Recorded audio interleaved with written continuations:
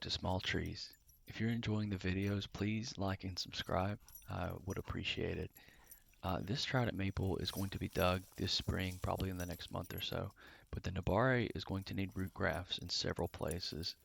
Luckily, I received another shipment of seedlings from Matt at Trident Bonsai, and these may be the best batch that I've ever gotten from him. Some will be used for this tree, but for the others I have something interesting planned. These actually arrived last night, but I didn't see them until after dark. So this morning I took a trip to the local hardware store and I bought some sheet metal. I used a cordless drill to punch holes through the metal. The drill bit should be very close to the diameter of the seedlings, and this means that the metal will start causing the seedlings to swell just above the metal more quickly than if a larger sized drill bit was used. You can see that this bit is a very good fit for most of these seedlings.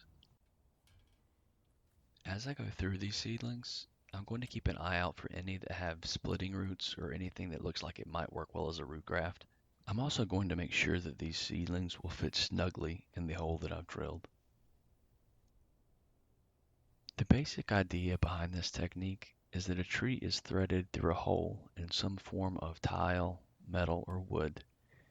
As the seedling grows, it becomes bound by the tile and it begins to swell above it. And if you pay close attention, you'll see a layer of callus tissue form at this location. And if you leave it alone, this callus tissue will usually issue roots that will be on a single plane on top of the tile. However, they're not always even. But if you remove everything, including the roots that are below the tile, after the callus is formed, but before roots have grown, the callus will usually continue to swell at the same time that it forms roots, which results in a very even and visually appealing root base. It's important that this technique is performed before buds begin to swell, because once buds have started swelling, you risk rubbing them off when threading the seedling through the hole. I'm going to try to use shears to remove any primary branching that started on these in order to make the process easier. This is what the sapling should look like before it is planted in the ground. Everything below the metal will be removed as soon as the tree begins swelling above. As you can see, the seedling fits snugly. It should become girdled by the metal as soon as it starts growing. I'll show a quick example of how to plant these.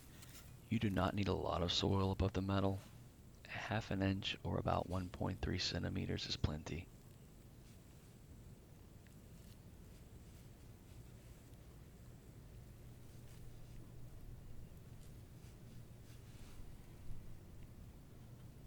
Make sure that you fill the area under the tile with soil. For now, we need those roots to grow.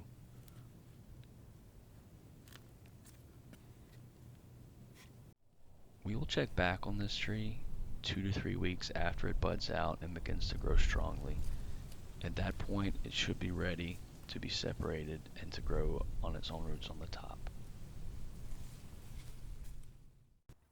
Most of the remaining seedlings will follow the same process. However, I have a fun project planned for some of them. By threading several seedlings close together through the same tile, they should all fuse at the base as they grow. All but 1 or 3 trunks would then be removed. An even number of trunks is not visually appealing. That would leave us with an outstanding base to start with. I've drilled 2 patterns that we can try and see which one fuses or looks better. This can be hit or miss, but it should be fun to see what happens. You can expect a follow-up video on this sometime this summer. I want to select a strong seedling to go in the center because it's likely to be kept when the other trunks are removed. On the other hand, I'm going to try to select smaller seedlings for the outside. I'll try to angle these outward so they don't shade each other out as they grow. After all, they're going to be pretty close together. I did have to enlarge the center a little in order to fit the first seedling. I'll speed this up some now that you know how it's done.